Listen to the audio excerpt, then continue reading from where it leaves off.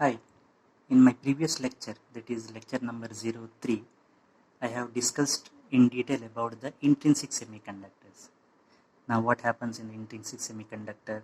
There are two types of current flowing. One is called as electron current, that is due to the movement of electrons in the conduction band, and another one is called as hole current, that is the current due to the holes which are there in the valence band. Now, the conductivity of this intrinsic semiconductor will be less.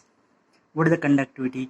We have discussed in the previous lecture the number of electrons and holes.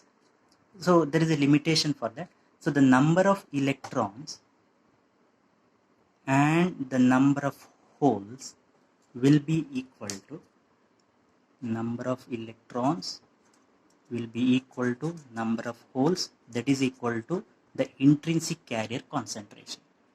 Now, how much is this intrinsic carrier concentration value for a semiconductor? Say if it is a silicon, it is in the order of 10 to the power 16 per meter cube. So 1 meter dimension semiconductor, if you take silicon, the charge carriers are, that is number of electrons or number of holes will be in the order of 10 to the power 16. But you take a conductor, the number of electrons, that is the free electrons, will be in the order of 10 to the power 28 or 25 or 26 depending on the conductivity. So it is very less compared to a conductor. So that is one disadvantage. So the conductivity will be lesser. So that is the limitation of an intrinsic semiconductor. Now the question is how to enhance the electrical conductivity. So what you do is, we take a pure semiconductor and we add some amount of impurities purposefully. That is called, then that conductor is called, semiconductor is called extrinsic semiconductor. So the process of adding the impurity, that is called as doping. So what do you mean by doping? Doping is the process of adding the impurities to an intrinsic semiconductor to enhance or increase the electrical conductivity. Now, how much amount of impurities we are adding? That is the question. So it is part per million. So that is for 1 million semiconductor atom, one impurity atom.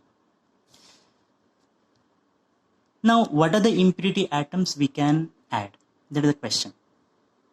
Only two types of impurities we can add. One is called pentavalent impurity and second one is called trivalent impurity. If we add a pentavalent impurity, a semiconductor will be formed that is called as N-type, and if we add a trivalent impurity, then the semiconductor form is called as P-type semiconductor. Now we take a pentavalent. Which are the pentavalent impurities? Examples: phosphorus, antimony, bismuth, etc. And a trivalent: aluminum, indium, etc. Now these are called as dopants. These impurities, dopants, are called as dopants. Now why we are adding only pentavalent and trivalent? Why not others? That is the question. Now to add the impurities, there are two conditions. One is the impurity atoms or dopants size should be comparable with the semiconductor atoms, and the second one is when you add the impurity atoms, the crystal structure should not change. These are the two conditions, and this will be satisfied only for pentavalent and trivalent impurity, and this is not satisfied for any other type of atoms. That is why doping will be done with the pentavalent as well as trivalent impurities. Now we discuss about the effect of adding a pentavalent impurities first, because that is easy to understand. Now this is the crystal structure. Without adding the impurities, here you had silicon atom. We have discussed that. The crystal structure is 4 valence electrons of silicon atom will be bonded with the valence electrons of neighboring 4 semiconductor atoms. Now if you add a pentavalent impurity, let us say phosphorus. Now the question is how to add. There are two ways to add the impurities. One is you bombard the impurities with the semiconductor crystal, and second one is in the molten state. In any of the means, you dope an intrinsic semiconductor with a pentavalent impurity. Now what will happen, since the crystal structure doesn't change, 4 valence electrons of phosphorus or any pentavalent impurity will be bonded with the valence electrons of neighboring semiconductor atom. But actually phosphorus will have 5 valence electrons. Now this valence electron doesn't have any bond. That is, this is loosely bound with the nucleus.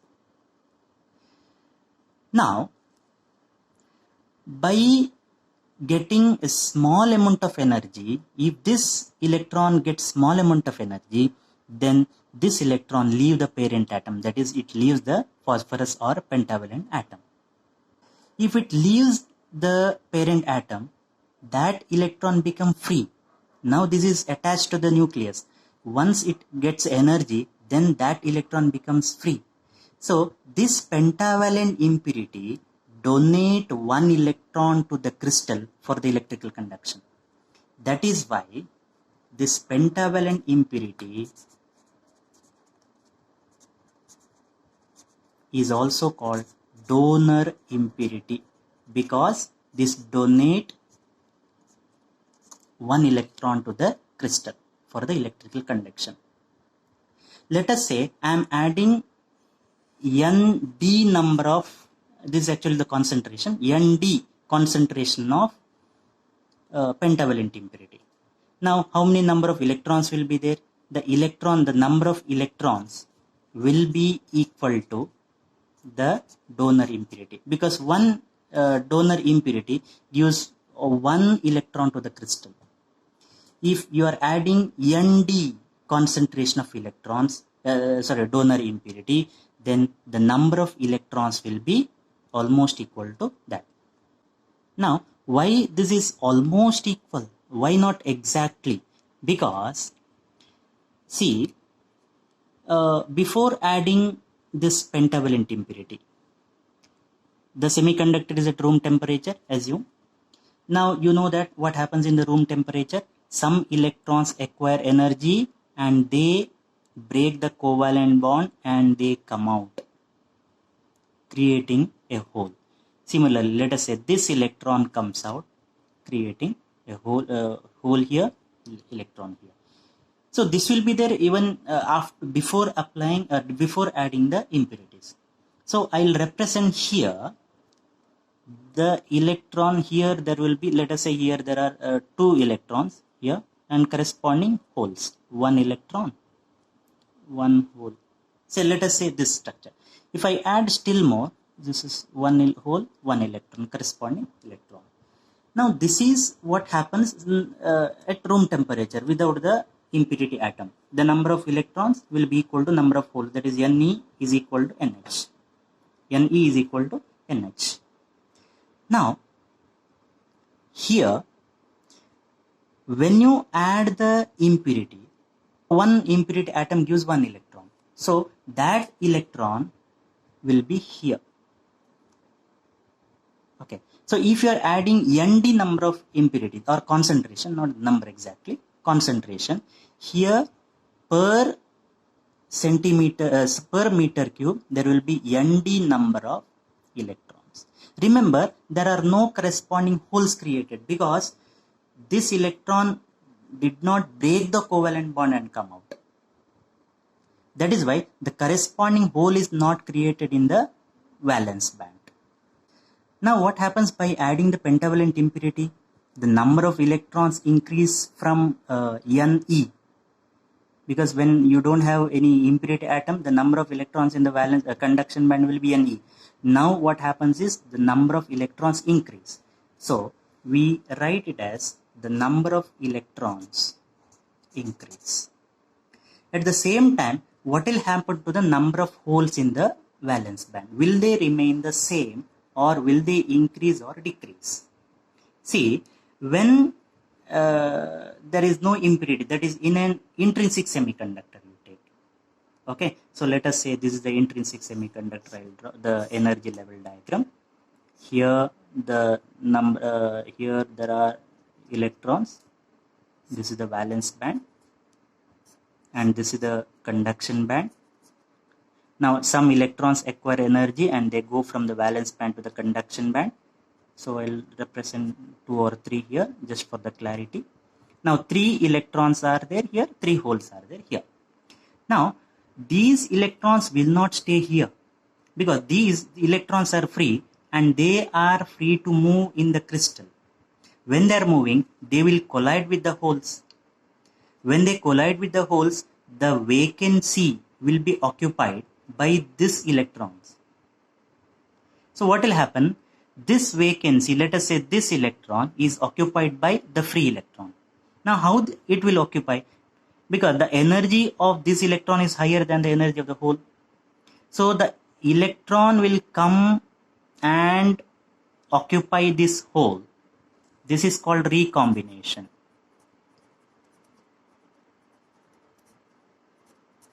Electron comes and occupy the hole by releasing this much energy. Okay, once one electron comes here, another electron break the covalent bond and goes from the valence band to the conduction band.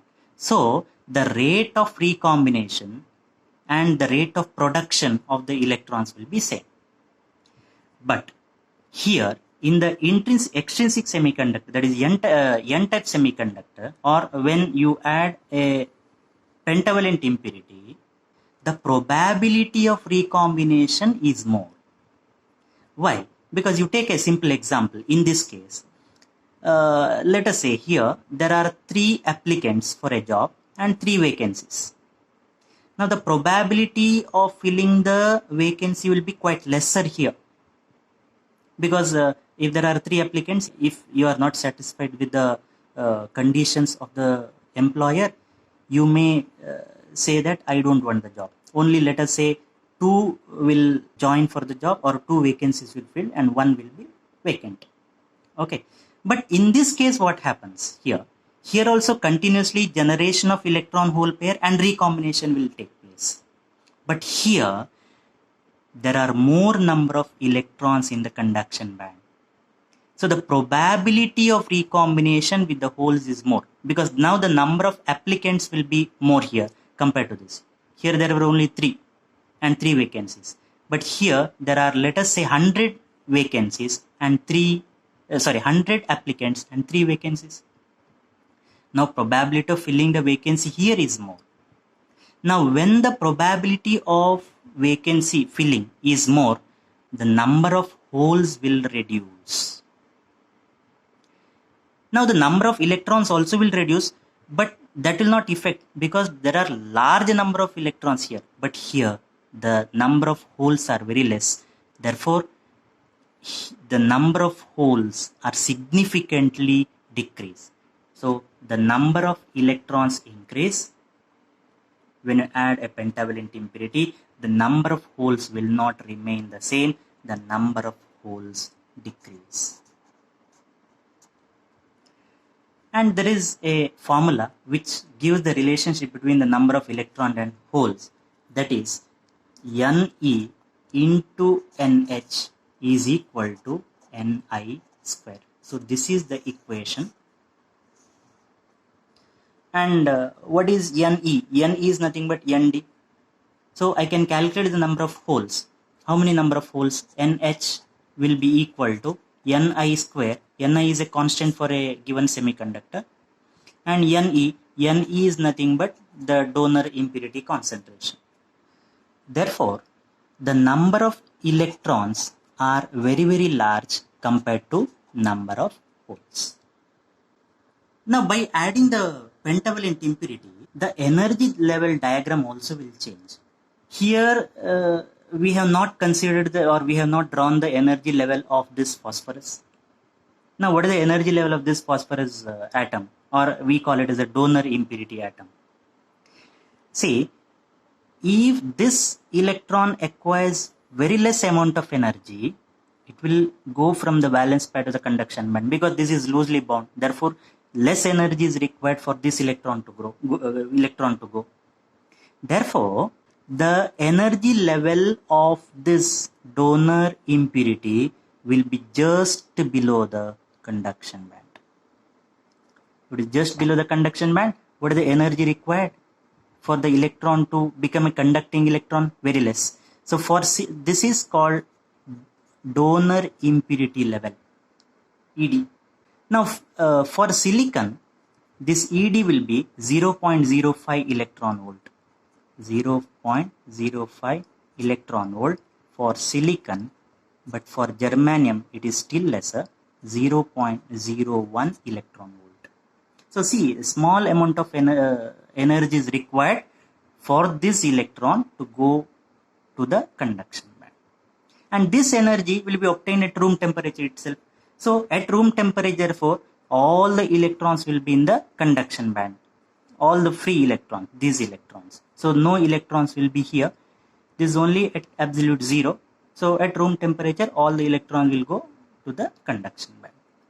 After donating this electron to the crystal, this lost one electron, therefore this pentavalent impurity becomes a positive ion after donating one electron. So when we represent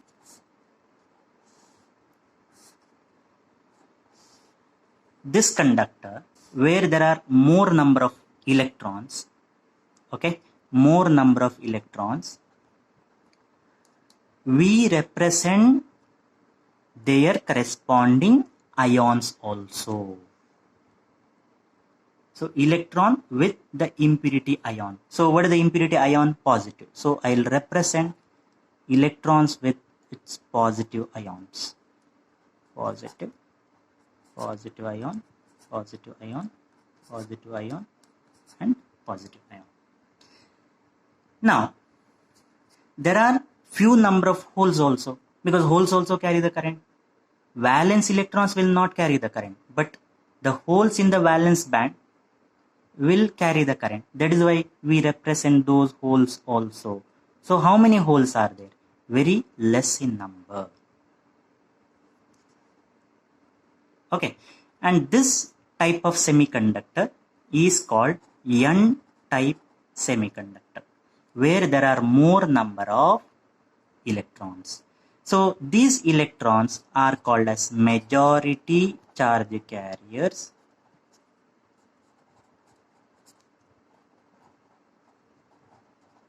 and these holes are called as minority charge carriers.